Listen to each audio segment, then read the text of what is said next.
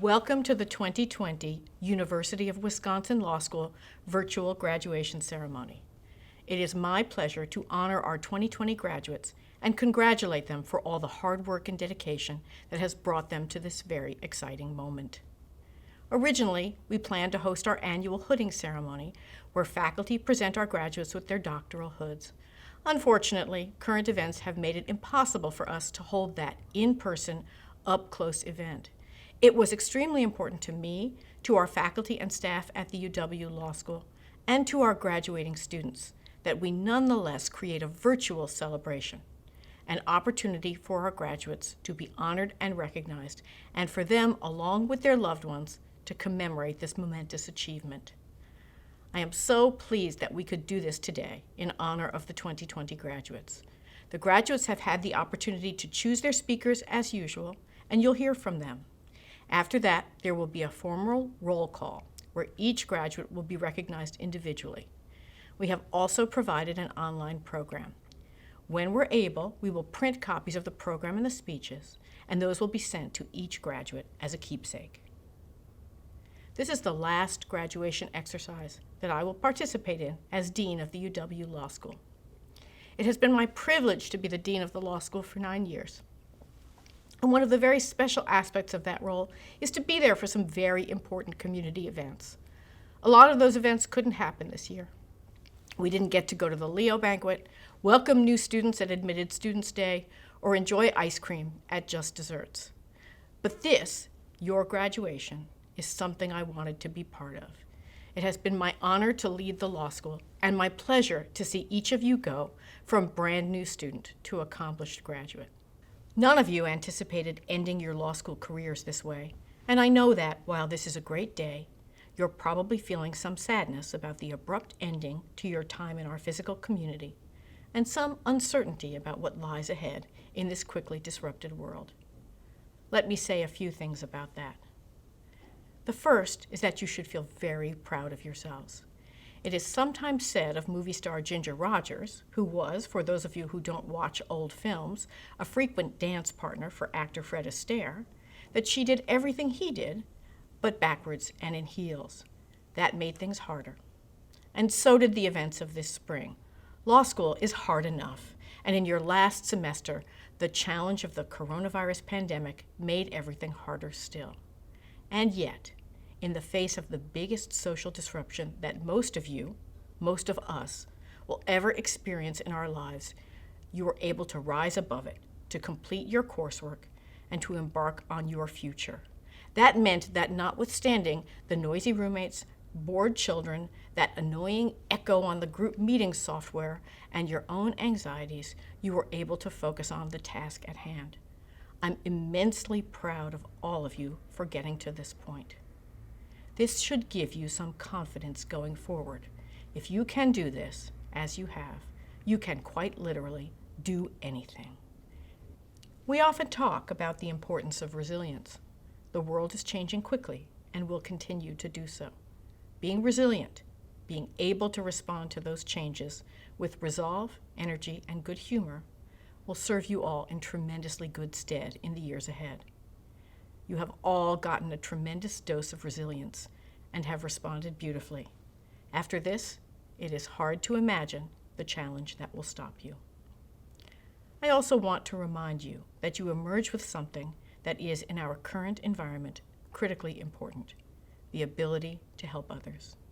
Each of us faces our own unique challenges in the current environment, and yet you now have something special that many others do not: the ability to use your legal education to serve. Whatever it is you do next, think about how you can devote some time and effort to making life better for others.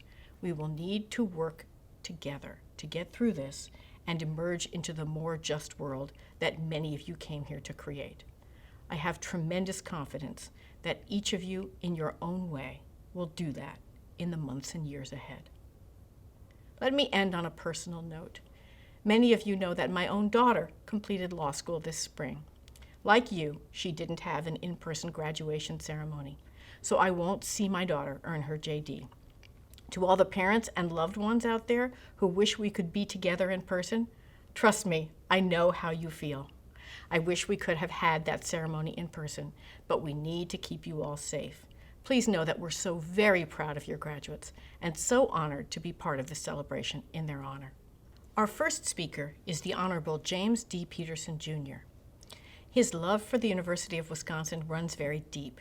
Judge Peterson is what we call a quadruple badger, having earned his BS, MA, PhD, and JD degrees all here at the University of Wisconsin.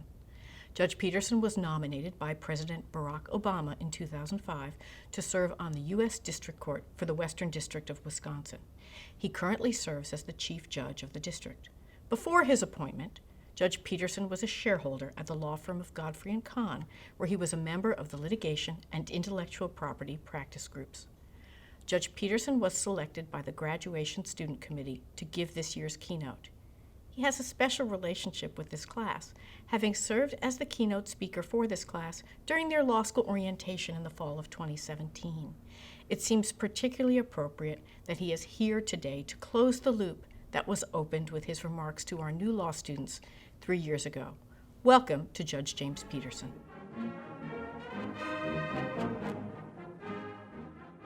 We meet here under some difficult and unusual conditions. But let's talk about the topic that should be on every graduate's mind, the graduation gift. When I was graduating from law school, my mom and dad offered to get me a nice briefcase. I told my mom that a really nice briefcase would be really expensive, but she said that was no problem. Pick out a nice one. I looked at some briefcases, but I decided I didn't really want a brand new fancy briefcase. Called my mom to tell her what I really wanted. A table saw. You can predict what she said. You'll cut your fingers off. I told her I'd be careful, and so that was my graduation gift, and the start of my workshop, which is where I am now, in my basement. Let me explain why we're here. I feel a special connection to the class of 2020. I spoke to you on your first day of law school, and I'm honored to be your commencement speaker. But let's just put this out there. This is kind of weird. I really want to be with you in person at a traditional graduation ceremony with academic robes and law school hoods and everything. But here we are. You're probably in your pajamas, and I'm talking to you by video from my basement. Honestly, I'm kind of getting used to it. At the court, we now hold most of our hearings using Zoom. I do them right from my desk in chambers. The attorneys can be anywhere. And you're right, I have no idea whether they're wearing pants. But that's fair. I mean, they have no idea what I wear under my robe any day. But don't you worry. Today, I'm all dressed up from head to toe. When the regular hooding ceremony was canceled, I had to decide where I would be when I spoke to you. I thought about doing this in the courtroom. Might suit the importance of the occasion, I thought. But I decided on a space that's more personal, my maker space. That's what a boomer like me would call a workshop. My workshop is where I get away from the stress of my day job. Remember when I spoke to you back in 2017? One of my messages was that law is demanding. You have to find a way to stay healthy and sane. Woodworking is that kind of therapy for me. So since we can't be together in person, I thought I'd take just a few minutes to share some lessons from my workshop that might be useful to a new attorney. And no, this is not just an excuse to show off my power tools. But before we get to the lessons, let me congratulate Dean Raymond on winding up her service as Dean. Dean Raymond, you leave a legacy you can be very proud of, and I'm glad you'll continue your contributions to the law school as a member of the faculty. Okay, let's look at some tools. Despite my mother's concern, I still have all my fingers. Although to be completely honest, I did shoot myself in the finger with a nail gun. Don't tell my mom. But I still have the finger, and the nail gun for that matter. So the first lesson from the workshop is this. Keep your tetanus shots up to date. That table saw was a great graduation gift. But I've upgraded twice. This is the new one. It's probably the last one because it took 5 friends to get it down here. It has flesh sensing technology. Seriously, if you touch the blade while it's turning, it stops and retracts into the table instantly. I'm not going to demonstrate. But do a Google search for table saw hot dog and you can see how it works. In fact, you can see the inventor, Steve Gass, stick his finger onto a blade spinning at 4,000 RPM. Not even a scratch. Here's another interesting thing. Steve Gass, the inventor, was not an engineer at a big power tool company. He was a patent attorney and an amateur woodworker. None of the major tool companies wanted to license his technology. They actually fought hard against it. So he had to start his own company, and now the SawStop is the best-selling table saw on the market. So parents, here's a great graduation gift idea with no risk to any fingers. And a lesson for the graduates. Your path as a lawyer might take you somewhere you can't even imagine as you sit here today. I know mine did. Here's another tool I want to show you. This one's pretty simple. It's a bevel gauge. It's used to mark an angle on a workpiece. It's beat up, not very fancy, but it's special to me because it's one of the few tools that I have that belong to my grandfather. He's the one who inspired me to take up woodworking, and he taught me one of the most useful lessons of my life. My grandfather was a second-generation American, born in 1913. He dropped out of school to work after 8th grade. If you do the math, you realize he turned 20 in the deepest part of the Great Depression. Not long after that, he had a wife and 2 kids. The younger one would be my dad. My grandpa was outgoing and funny. He told a lot of stories about the old days, but they were mostly about hunting and fishing and raunchy jokes, including raunchy jokes about hunting and fishing, if you can believe that. He didn't dwell on the Depression, but that was a formative experience that showed up from time to time. If you complained that your meat was tough, he'd say, "Tougher where there ain't any." And he kept a big box of old nails.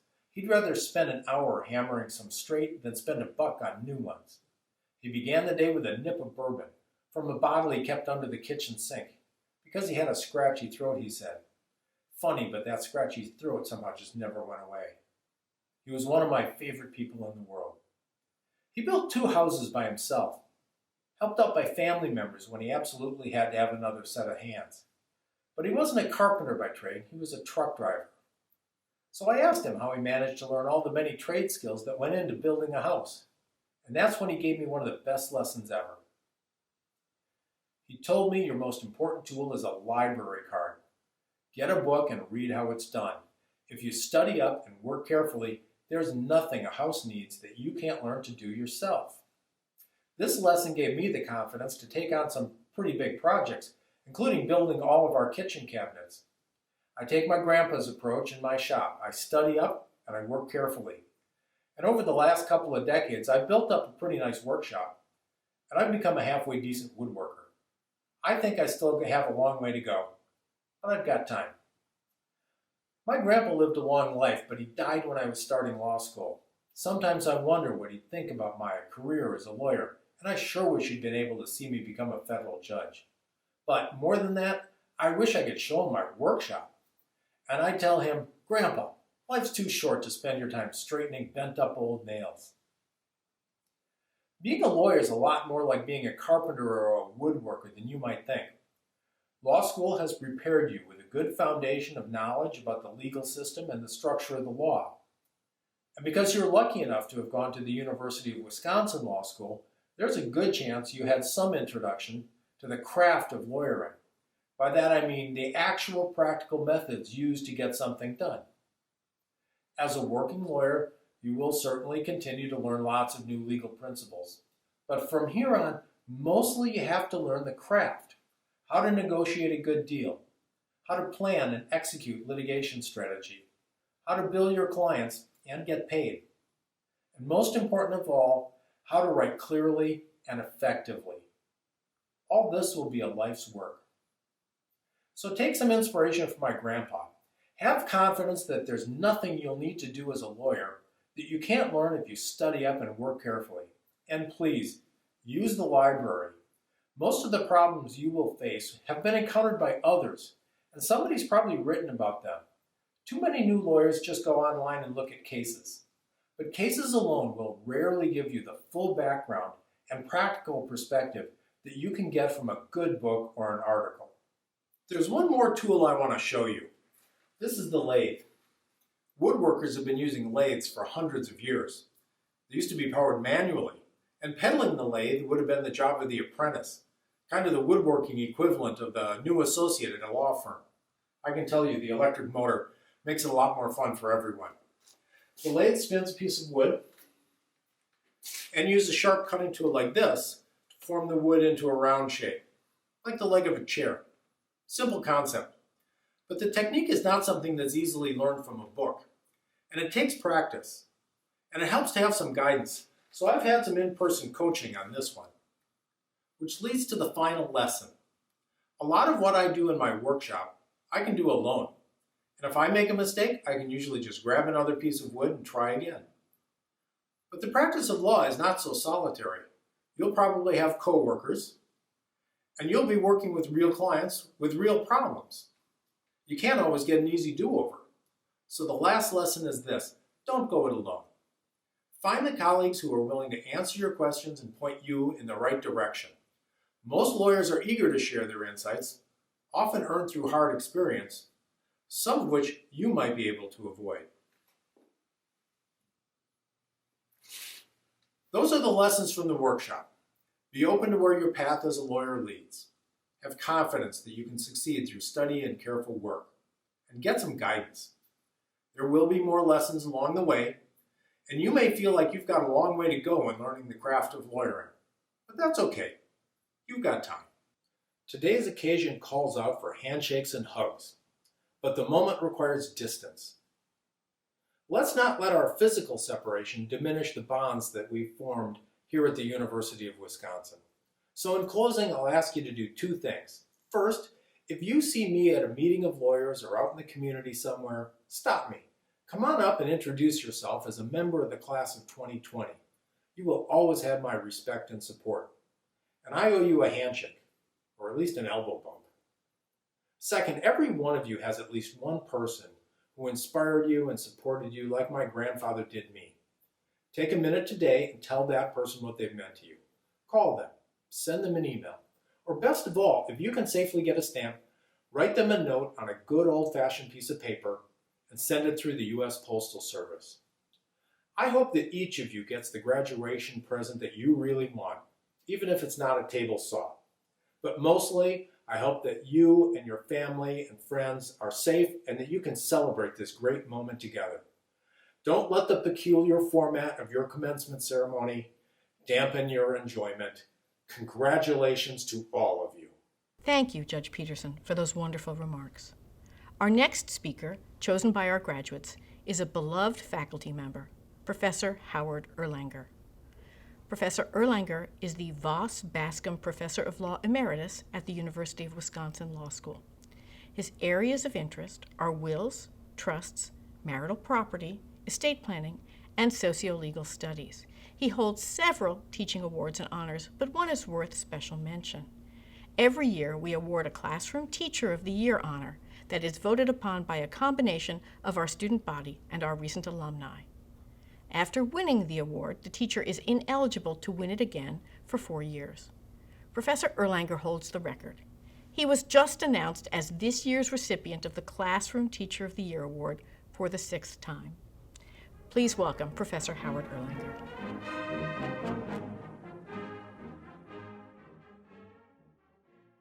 This is a moment of great joy and accomplishment, but also a somber one. Here we are, you at home on a couch, me here in my kitchen 3 weeks ago. We're gathered together to celebrate your accomplishments in a strange and unbelievable time. Some of you are watching this ceremony in delayed format because you or a loved one is dealing with COVID as I speak. Some of you may have even lost a loved one to the virus. All of you have lost the opportunity to engage, learn, and celebrate your final semester of law school. So more than any other year, our grads face an uncertain future. But your strength will come from facing that future together with your friends, your family, your loved ones, and your colleagues. Now more than ever, we need to be there for each other. And all of us, everyone in this virtual auditorium, need to be there for the broader community as well. Yet here we are at graduation. You only graduate once, and no matter what clouds hang over us, it's time to celebrate. In that spirit, I've chosen to take my few minutes to share some lighter thoughts with you. To begin, the friends and family out there might be wondering, how'd this guy get chosen? The answer is simple. I teach trusts and estates, fondly known as T&E. So now those folks are thinking, okay, he teaches trusts and estates. What's the connection? Well, the key to trusts and estates is that it's a course that's required for the diploma privilege. And for some years now, I've been the only person to teach the course. It's Marketing 101. It's all about exposure. Doesn't matter whether you like the course, it just matters whether you could spell my name. Bottom line, all but a handful of students participating in this event have had my class, including, I'm honored to say, both student speakers. Also, Judge Peterson, our distinguished keynote speaker, as is his wife, as is his daughter. And as you know, federal law prohibits me from disclosing which of them got the higher grade.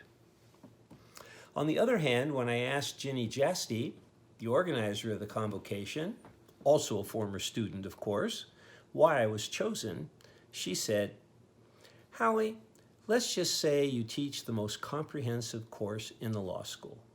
Whatever you don't cover in the course, it's on the final." In planning my remarks, I asked the dean how I could best further the goals of the law school in the brief time allotted to me for this talk. She said, "The graduation ceremony is the last chance the faculty has to reach the students. So use your time to correct any errors that may have occurred. If someone said something wrong, this is your chance to fix it." I told the dean this reminded me of the famous case of Acme Parachute. In Acme, a manufacturer discovered that it had made an error in its instruction manual. But it was just a small error, so they took out an ad in the local paper with a correction. Attention, attention to all purchasers of the Acme Deluxe Parachute. On page 3, paragraph 2, line 11 of the manual, where it says state full zip code, it should say, "Please pull ripcord." Meanwhile, I found this advice on the web about commencement speeches. Be mercifully brief, provoke gales of laughter, and be thought-provoking. Well, I've certainly been brief, and hopefully I've been funny. So it must be time to be thought-provoking. I'd like to take this opportunity to emphasize two of the most important things to remember as you go on your way. Nothing new here, but worth repeating. The first is law in action. The law in action approach takes seriously both the depth of legal doctrine and the breadth of legal experience. You can't understand the law without understanding it in its social context. Law is not a coherent body of rules. It doesn't have answers for each problem solved. Law is not an autonomous force. It's not just a matter of abstract logic, unaffected by everyday life. Law is not self-enforcing. Law is not just made by the legislature. And judges are not the most frequent and arguably not even the most important legal decision makers. Law, as experienced in everyday life, is created and given meaning through the activity of a whole variety of actors, both legal and non-legal. Now, as the graduates know, one of my fields of expertise is marital property law. And in the statutes, it says very clearly that spouses can hold property as survivorship marital property. So when I bought a new car recently, I went to the DMV and filled out the title, Pam and Howard Erlanger, survivorship marital property. But the clerk said, we don't have that. You can be Pam and Howard, or Pam or Howard, but you can't be survivorship marital property. We don't have it. Now, this is just plain wrong, and I thought to myself, aha, I'm a teacher, and here's a student. So I said to the clerk, I teach this stuff, and or are about management of property during life. Survivorship marital property is about the non-probate transfer of property at death.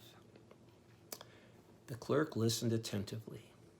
Then they said, "Wow, that is really interesting. I can't wait to tell my spouse that I met you and how clear that explanation was. This is really great.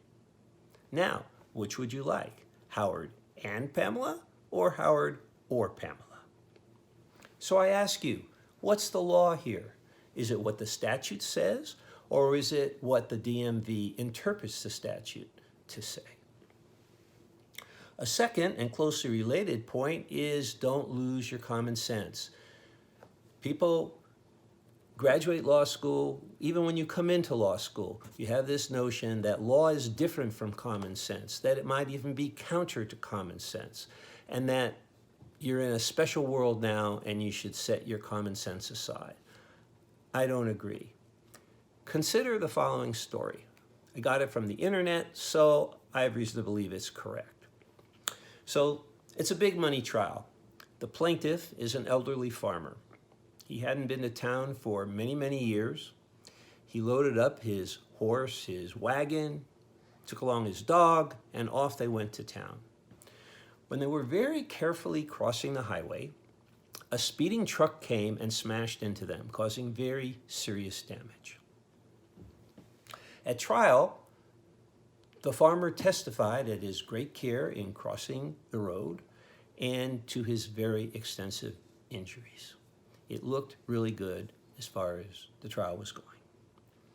So the very fine lawyer for the defense calls to the stand the officer who was the first person on the scene after the crash.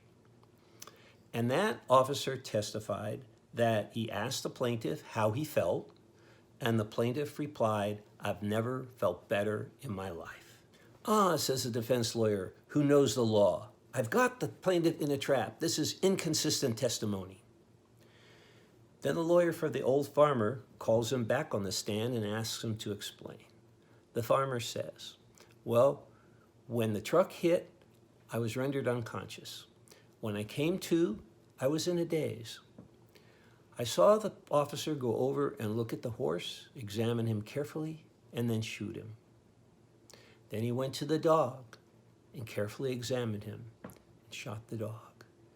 Then he came over to me and asked me how I felt. I said, 'Hey, I've never felt better in my life.'"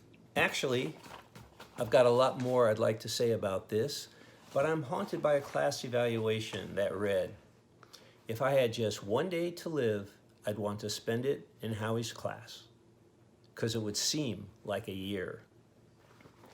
So, not going to talk about it anymore today. Just want to wish congratulations to all the grads, and stay safe out there. It's an honor to have been your teacher, and thank you very much for inviting me to address you today. But wait, one last thought. As my students know, all my classes are subject to a lifetime warranty, and so that warranty extends to everyone watching the presentation today. But remember, that's my lifetime, not yours. But don't worry, because old T&E professors never die. They just lose your trust. Thank you, Professor Erlanger. Our next speakers were chosen by their fellow students to speak to the graduating class. 2 of them were chosen by our JD graduates, and 1 will speak on behalf of our graduate students. Our JD graduates are Nancy Cruz, who left sunny California to come to the UW, and Ty J. Evans, who, after earning his BA and MA, served on active duty with the Army before joining us here in Madison. Finally, we have Daniela Fachiano Nakano, a graduate student from Brazil, who brought to Wisconsin her passion for social justice and international human rights. All 3 students were active in our student community by serving as members and leaders of co-curricular activities and student organizations. Looking at their bios, it is clear that they all took full advantage of the remarkable opportunities that were made available to them here at the UW Law School. I am so excited and pleased to have these remarkable students be a part of today's ceremony.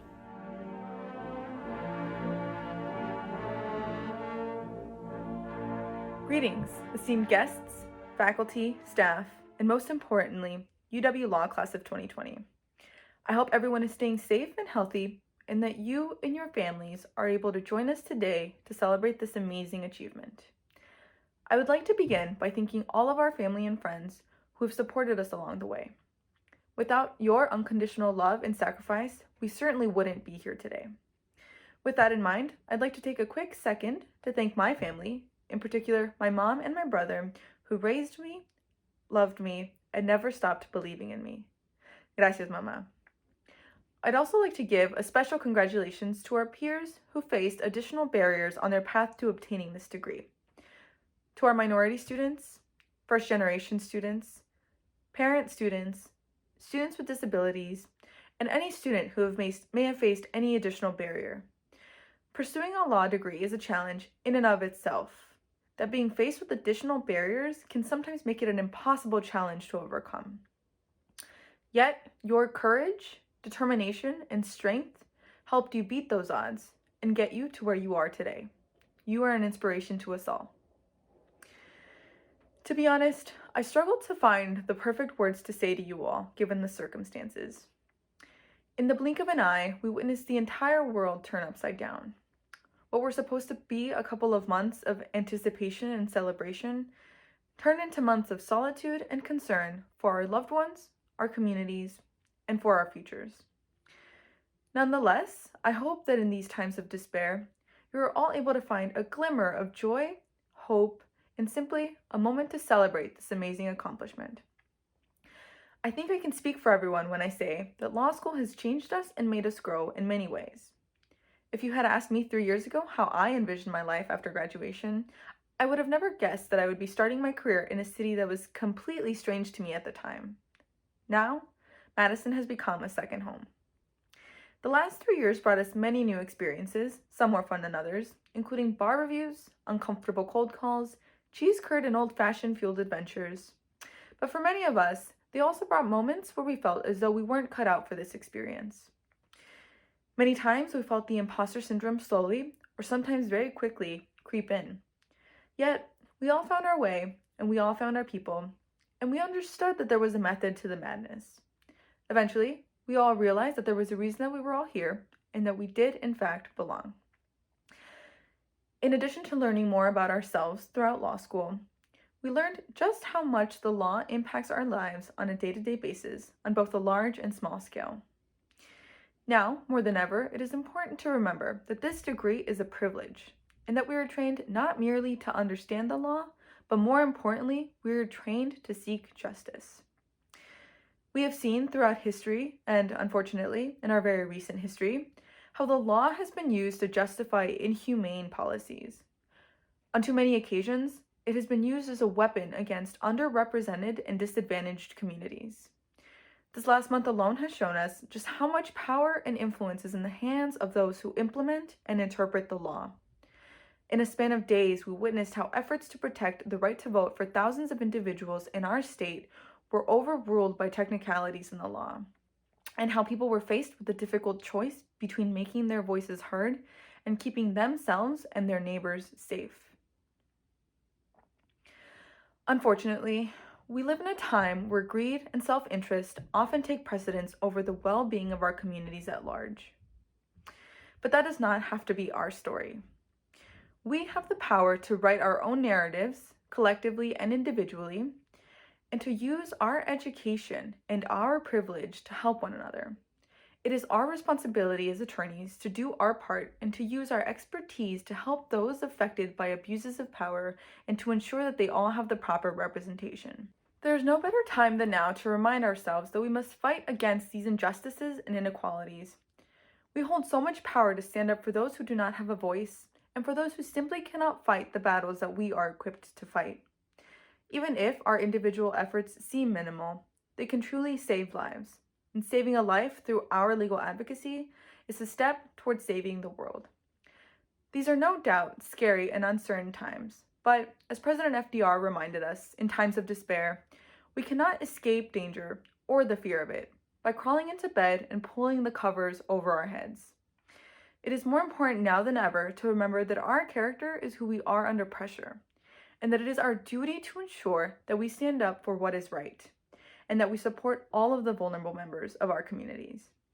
And I hope that no matter how scary or difficult things get, you will always remember que sí se puede. Congratulations, UW Law Class of 2020.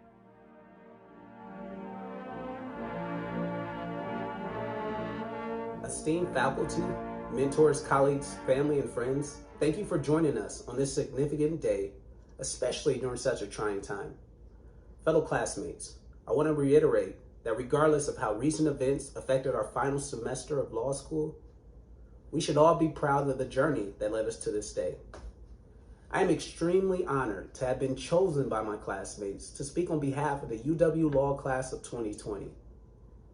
This is a dream come true for a first-generation high school graduate, but today is not just about me, it's about all of us.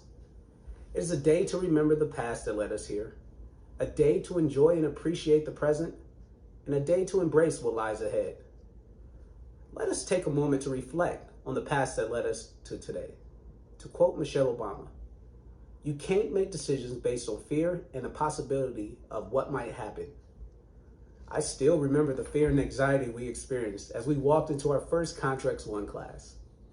It was the first time many of us started to second guess our confidence. It was also the first class where my favorite instructor, Professor Henley, kindly reminded me, "Nobody cares about your feelings, Mr. Evans. What is the law?" I remember a group of us walking into the atrium after finishing our first torts class thinking, do we actually have to read all of these pages for one class? We realized then that sometimes it takes multiple read-throughs to understand a case. And even after several times, you may not still fully understand. But you know what I remember most? We did not let these fears or the possibility of not understanding a case stop us from persevering. I remember students from different races, genders, religions, political parties, and social classes who were willing to help each other. Our days in law school, both good and bad, helped us forge deep friendships that will last forever. Now let us take a moment to enjoy the present. Congratulations, we did it. We made the flashcards. We studied for hours. Whether you are patiently awaiting your first day at the public defender or prosecutor's office, transitioning to a first-year associate at a firm, or awaiting a job offer, I encourage you to take a moment to celebrate your accomplishments. We have all heard the saying, "It takes a village to raise a child." As a new father, I can attest to this being true. But what is also true is it takes a village to get through law school. Family, friends, colleagues, faculty, and mentors, you have all been our village. Without your support, your love, your shoulder to cry on, today may not be possible. We celebrate with each of you and say thank you for your continued support. Additionally, we embrace the future today. Without people embracing their futures, I would not be speaking to you today. We all have stories and individuals that help shape our lives and make us who we are. I'm going to share a few of mine with you. My mother made a decision at 15 to put her child's needs before her own. She sacrificed everything, and I will forever love her for it. As I would not be here without her embracing the future. A Canton, Ohio police officer, Michael Richardson, also embraced the future and his passion for giving back. When I was in the second grade, Officer Richardson told my class he became a cop because he wanted to help people. At that moment, I realized how much I also wanted to help people. I told Officer Richardson, I want to be a lawyer. He was the first person outside of my family who believed in me. This simple statement encouraged 8-year-old me to work hard and dream big. I may not be here today without him embracing the future. I also would not be here today without my wife embracing the future when she agreed to make yet another cross-country move with me so I can pursue more education. Each of these people helped me believe in myself, believe I could be the first person in my family to not only graduate high school, but also college, graduate school, and now law school. Class of 2020, now is the time to embrace your future. Prosecution or defense, corporate or labor law, whatever you are passionate about, allow that passion to become your purpose. But please be willing to get outside of your comfort zone. Embrace your job, pro bono work, and mentorships. And who knows, maybe one day you will be the next person who believes in someone and helps them believe in themselves. Thank you. On Wisconsin.